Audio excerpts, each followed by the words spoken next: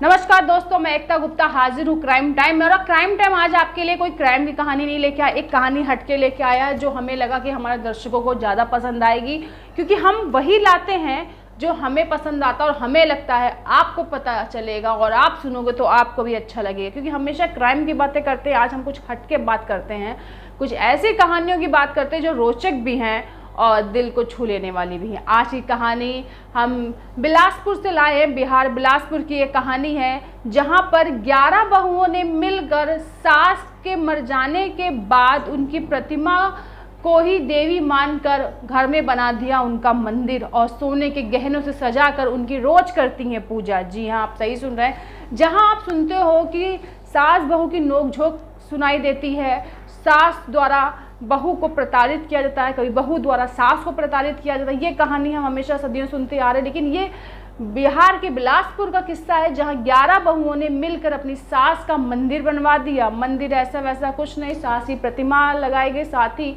सास की प्रतिमा पर सोने के गहने पहनाए गए और रोज वहां पर आरती पूजा होती है और साथ ही हर महीने भजन कीर्तन भी होता है सास की प्रतिमा के सामने। जी हाँ, आप सही सुन रहे हैं, सास की प्रतिमा के सामने पूजन और भजन होता है, साथ ही प्रसाद भी बांटा जाता है। बहुत प्रसिद्ध है ये परिवार का ये मंदिर कि जहाँ सास को ही उनके मर जाने के बाद उनका प्रतिमा बनाई गई। बहुओं कहना है कि हमारी सास कभी उन्होंने ऐसा कभी लगा ही नहीं, उनसे बात करके हमारे साथ ऐसा कोई भी व्यवहार नहीं किया जिससे लगे कि वो हमारी सास है। एक दोस्त, एक माँ की तरह हमेशा हमारा साथ दिया है। उनको 2010 में हमने खो दिया था, लेकिन जब हमसे रहा नहीं गया, उनकी याद सताने लगी तो हमने उनकी प्रतिमा का मंदिर बना दिया और हम दिन भर उनकी पूजा पाठ भी करते हैं। जब भी कुछ ऐसा होता है कि जब हम किसी परेशानी में आते हैं तो वो खुद उस परेशानी को दूर भी करती हैं।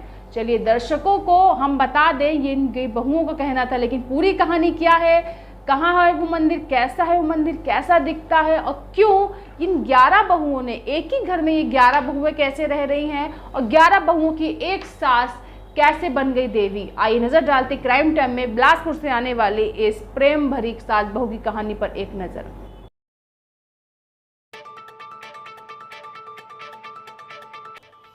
11 बहुओं ने सास को ही मान लिया देवी, सोने के गहने पहनाकर प्रतिमा की रोज करती हैं पूजा। आपको बता दें, सास बहू के बीच आपने अभी तक आमतौर पर झगड़े की ही खबर सुनी होगी, लेकिन क्या कभी ये सुना है कि सास की मौत के बाद उसकी बहुओं ने उनकी प्रतिमा बनाकर हर दिन उनकी पूजा कर रही हैं? जी हाँ, ये बिल्कुल सच है और ये कहानी छत्तीसगढ़ के बिलासपुर जिले में रहने वाले एक परिवार की है। इस परिवार की बहुओं को अपनी सास से इस कदर प्रेम था कि उनके देहांत के बाद मंदिर में उनकी प्रतिमा रख कर भगवान की तरह रोज उनकी आरती करती हैं। इतना ही नहीं, हर महीने एक बार प्रतिमा के आगे भजन कीर्तन भी किया जाता है। बिलासपुर जिला मुख्यालय से करीब 25 किलोमीटर दूर रतनपुर में यह मंदिर तंबोली परिवार की बहुओं ने 2010 में बनवाया था। बता दें कि रतनपुर में विश्व प्रसिद्ध महामाया देवी का मंदिर भी है। 77 साल के रिटायर्ड शिक्षक शिव प्रसाद तंबोली का परिवार भी इसी रत्नपुर में रहता है, जो अब दूसरे परिवार के लिए मिसाल बन गए। इस संयुक्त परिवार में 39 सदस्य हैं और कुल 11 बहुएं जो बड़े प्रेम से एक दूसरे के साथ रहती। इन बहुओं की सास गीता देवी का 2010 में देहांत हो गया, जिससे बहुओं को बेहद दुख हुआ। उनकी सास बहुओं को बेहद प्यार करती थी और उन्हें हर तरह की छूट दे रखी थी। जब बहुओं को अपनी सास के गुजरने के बाद उनकी याद सताने लगी तो उन्होंने उनके लिए मंदिर बनवाने और रोज पूजा करने की सोची। बहुओं को एकता का पाठ पढ़ाने वाली गीता देवी के जाने के बाद भी उनकी बहुओं ने इस बात को याद रखा और उनके सम्मान में उनकी प्रतिमा बनवा कर पूजा करने लगी। बहुओं ने सास की मूर्ति का सोने के गहनों से श्रृंगार भी किया। गीता देवी के 3 बहुएं हैं और उनकी कई देवरानियां भी हैं। उन सभी ने कहा कि गीता देवी उन्हें बहू या देवरानी की तरह नहीं, बहन की तरह प्यार करती थी। हर काम बहुओं और देवरानियों से सलाह लेकर ही करती थी।